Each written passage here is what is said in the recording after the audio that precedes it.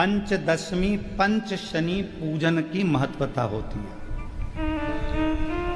क्यों कहा जाता है कि अगर कोई आपको ज़्यादा परेशान कर रहा है, बहुत टेंशन दे रहा है, बहुत ज़्यादा अगर वो इतना हताश हो गए कि आपने सोच लिया अब तो मर जाऊं तो अच्छा है, इसका नाम लिख जाऊं, ये सब चीज़ करने से अच्छा है पाँच दशमी।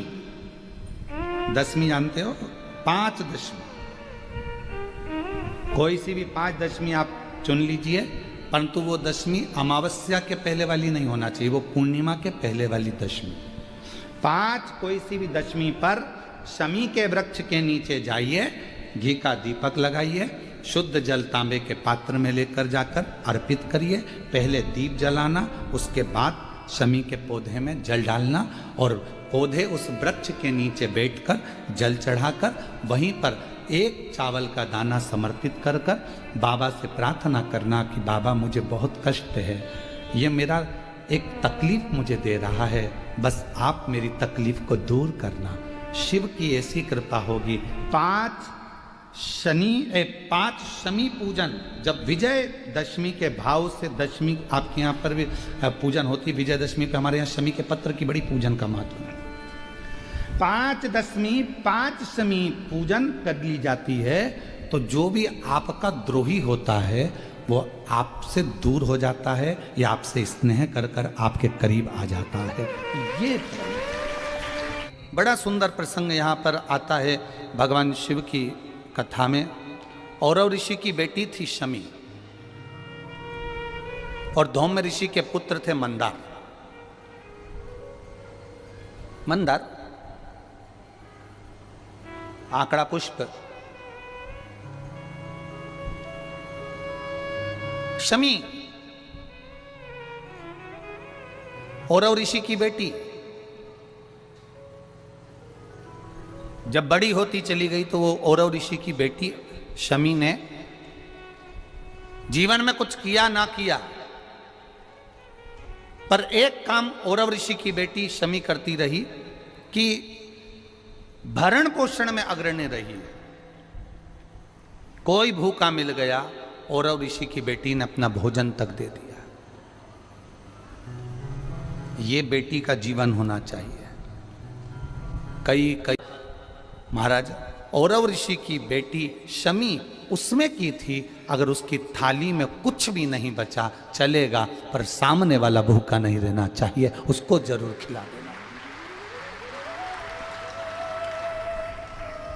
ये बड़े विचित्र शब्द हैं, जरा शिव महापुराण के इसको समझ लेना कि शमी का पेड़, जिस शमी की पत्ती में कांटे होते हैं, जिस बेलपत्र में कांटे होते हैं और जिस आंकड़े को मंदार के फूल में वो दूध होता है कि आंख में चले जाए तो आंख बेकार हो जाती है, वो दूध होता है जो जहर का काम कर जाता है, ये सब शंकर भगवान को चढ़ रहे हैं। शमी जिसमें कांटे हैं, बेलपत्र जिसमें कांटे हैं, मंदार का फूल जिसमें जहर भरा पड़ा है, धतूरा जिसमें जहर भरा पड़ा हुआ है, ये शिव को क्यों समर्पित है? ये शंकर को क्यों चाहिए? ये शंकर के पास क्यों जा रहे हैं?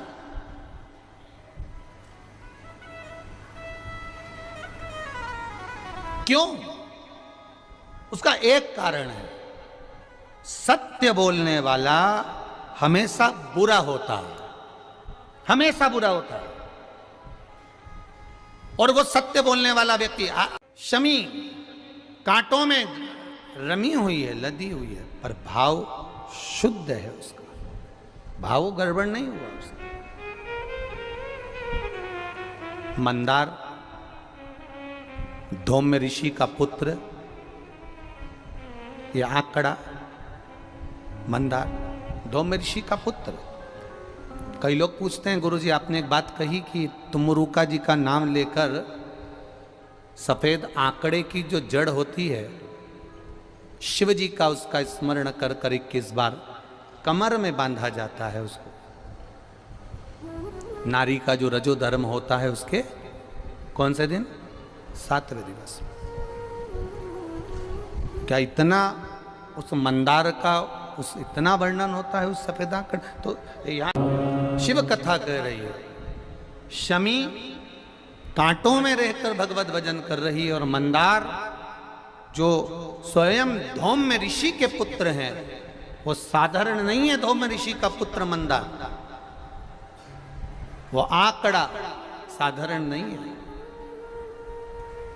वो आंकड़े की जड़, वो आंकड़े का पुष्प साधारण नहीं, मंदार का पुष्प साधारण नहीं, शिव भक्ति के अंदर ली शिव। महाराज मंदार सोनक ऋषि के यहां पर विद्या अध्ययन करने के लिए गए। अब धौम्य ऋषि के पुत्र जब विद्या अध्ययन करने के लिए शौनक बाबा के यहां जाते हैं, शौनक ऋषि के यहां पहुंचते हैं, तो एक बार भुषुंडी ऋषि, अब भुषुंडी ऋषि जो किसी देवता को नहीं मानते, कहीं नहीं जाते, केवल एक जगह पर ही आराधना में लगे रहते हैं और वो श्री गणेश जी महाराज की आराधना करते, केवल गणेश जी की आराधना करते, बाकी के कहीं नहीं जाते वो भुषुंडी ऋषि। अब भुषुंडी ऋषि जो गणेश जी की आराधना में लगे रहते, समय बीतता गया।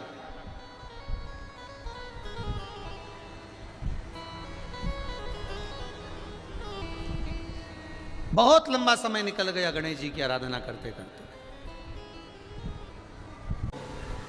आज भुषुंडी ऋषि आए और भुषुंडी ऋषि जैसे ही आए गणेश जी की आराधना में लीन है, भगवान की भक्ति में लीन है, कोई मतलब नहीं किसी से, अपनी आराधना, अपना तप, अपनी साधना और उसका बल, इसके सिवा कुछ नहीं जानते भुषुंडी बाबा। भुषुंडी जी ने कुछ नहीं, कुछ नहीं। ऐसी तप साधना श्री गणेश जी महाराज की करी। गणेश जी प्रसन्न हो गए और उनके प्रसन्न करने के लिए भुषुंडी बाबा के ऊपर गणेश जी यूं ही नहीं प्रसन्न हुए, भगवान देवादिदेव महादेव ने स्वयं ने भुषुंडी बाबा के लिए, भुषुंडी ऋषि के लिए देवादिदेव महादेव ने गणेश जी से कहा कि ये भुषुंडी ऋषि के पास जाओ, इतने सालों से तप कर रहे हैं, आराधना कर रहे हैं, कोई तो वर दो उनको, जाओ तप साधना के लिए, उनको प्रसन्न होकर वर दीजिए। भुषुंडी बाबा के पास में, भुषुंडी ऋषि के पास में श्री गणेश जी महाराज पहुंच गए और गणेश जी महाराज ने भुषुंडी ऋषि को देखकर तुरंत कहा, आपको क्या वर दूं मैं? शिव महापुराण की कथा कर रहे हैं। मंदार, शमी दोनों का मंगल विवाह हुआ। मंदार और शमी दोनों का मंगल विवाह हुआ, दोनों का मंगल विवाह। और दोनों का जब मंगल विवाह हुआ, दोनों का विवाह होने के बाद में दोनों घूमते हुए भ्रमण करते जा रहे थे, भ्रमण करते जा रहे।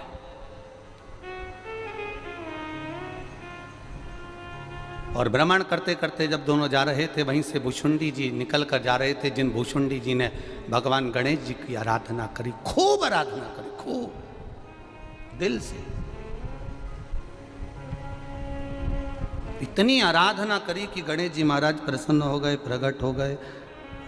मांगो तुम्हें क्या चाहिए महाराज जी, बस केवल इतनी सी कृपा कर दो कि मैं आप तो नहीं बन सकता और आप में नहीं बन सकते, पर आपका जो स्वरूप है, ये स्वरूप थोड़ा सा शीश का मुझे दे दो।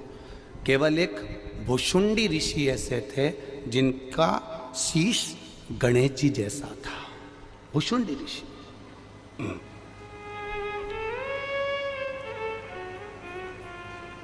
जिनका शीश गणेश जी जैसा था।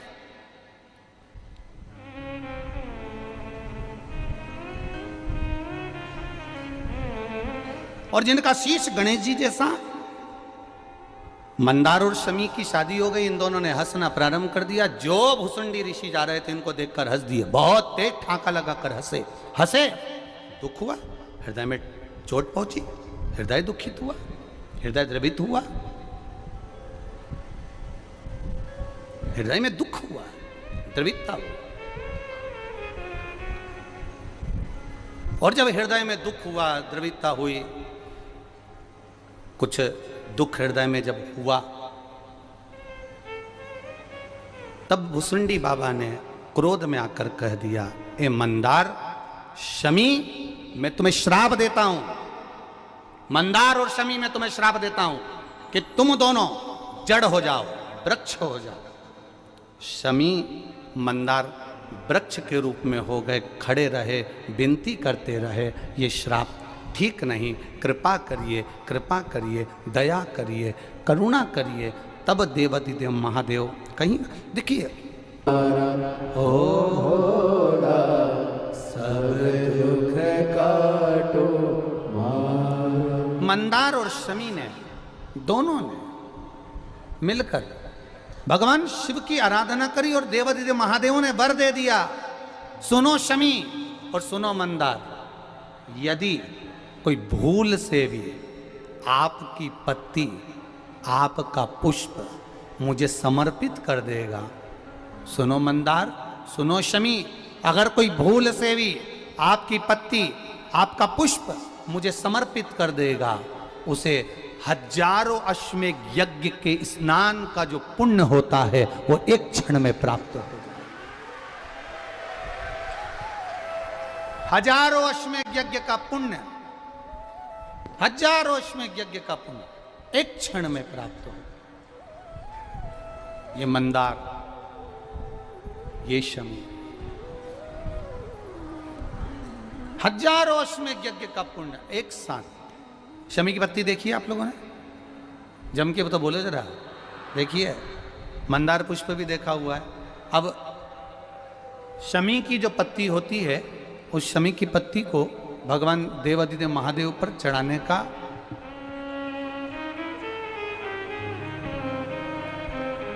शमी की पत्ती जो होती है, उस शमी की पत्ती को चढ़ाने का एक नियम भी होता है। थोड़ा सावधानी से सुनना इस नियम को, जो आपके जीवन को सार्थक बना सकता है।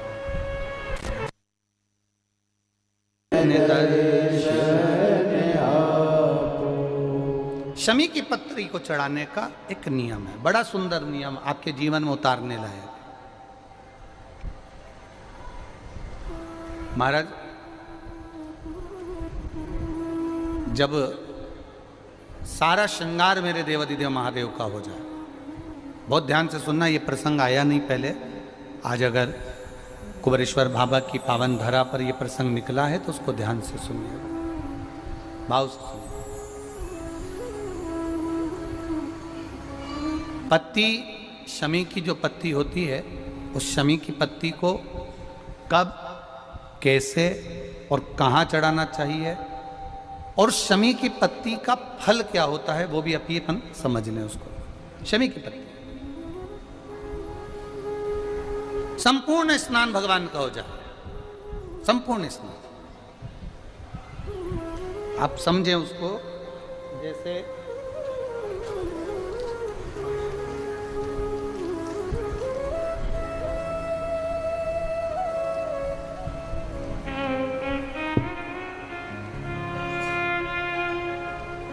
ये शिवलिंग है, जलाधारी, जल निकल कर जाने का स्थान, गणेश, कार्तिकेय, अशोक सुंदरी, जलाधारी मतलब माता पार्वती जी का हस्त कमल, शिवलिंग, शिव का स्वरूप, ऊपर जो जलाधारी लगी है उसमें से एक एक बूंद जो पानी नीचे गिर रहा है, जो पानी नीचे गिर रहा है, शिव जी की बेटियां जया, विषहरा, शामली बारी, दौतली, देव, शिव जी की पुत्री बेटियां। अब जब देवाधिदेव महादेव को शमी का पत्ता चढ़ाया जाता है, कब चढ़ाते हैं, जब आपने संपूर्ण जलाधारी को हाथ से साफ कर दिया हो, शिवलिंग पर जल चढ़ा दिया हो, शिवलिंग का पूरा श्रृंगार आपने कर दिया हो, संपूर्ण श्रृंगार मेरे देवाधिदेव महादेव का हो गया, संपूर्ण श्रृंगार। बाबा को चंदन का लेपन, अबीर, गुलाल, अक्षत, बेलपत्र, धतूरा, जो भी तुम्हें चढ़ाना है सब कुछ तुमने चढ़ा दिया, सारा श्रृंगार मेरे देवाधिदेव महादेव का हो गया। तब शमी की पत्ती को मां जगत जननी की जो जलाधारी है उस पर मात्र स्पर्श कराकर शिव के शिवलिंग पर आखिरी में समर्पित कर देना चाहिए, जिससे हमारी मन की जो कामना है वह माँ जगत जननी देवाधिदेव महादेव से उनके कानों में श्रवण करा। शमी पत्र का एक बात और स्मरण में रहे, शमी पत्र की बहुत एक बात और अपने स्मरण में लीजिएगा। शमी पत्र दरिद्रता बहुत है, जब लगे आपको कि दरिद्रता बहुत ज्यादा है, किराया तक नहीं है, मैं कैसे जाऊं, कैसे उस महादेव के दर्शन पाऊं, कैसे उसकी चौखट पर जाऊं, कैसे उसको नमन करूं, तब उस जगह पर आप एक बेलपत्र, जहां से जलाधारी बहती है उधर एक बेलपत्र, जहां जलाधारी के ठीक विपरीत की स्थिति में, और 7 शमी पत्र मेरे महादेव के ऊपर, केवल आपके हृदय की बात कहते हुए शमी पत्र और बेलपत्र इस तरह से समर्पित। पहले ध्यान रखना, पहले पूरा श्रृंगार, स्नान, पूजन, चंदन, अक्षत, गुलाल, अबीर सब हो जाए, उसके बाद की बात है ये, उसके बाद की बात। एक बेलपत्र इधर, एक बेलपत्र इधर, और उसके ऊपर 7 शमी पत्र के पत्ते एक एक कर कर चढ़ाना, पूरे इकट्ठे कर कर नहीं, एक एक कर कर बाबा से विनती करते हुए, कांटों से भरी हुई शमी है जिसको तूने निहाल कर दिया, मेरी जिंदगी भी कांटों से कम नहीं है, मैं जानती हूं तो मुझे भी निहाल कर देगा, तू मुझे भी निहाल कर देगा। खा एक मंदार, एक शमी, दोनों में बल हो, दोनों में बल है। करो शिव की आराधना, जितना फल बेलपत्र को चढ़ाने पर प्राप्त होता है, जितना फल बेलपत्र को शिव को समर्पित करने पर प्राप्त होता है, वैसा ही माँ पार्वती जी ने, देवाधिदेव महादेव ने शमी को, जो कि औरव ऋषि की पुत्री हैं, मंदार जो कि धौम्य ऋषि के पुत्र हैं, इनको स्वयं शिव ने वर प्रदान किया है। शिव ने, भगवान शंकर ने।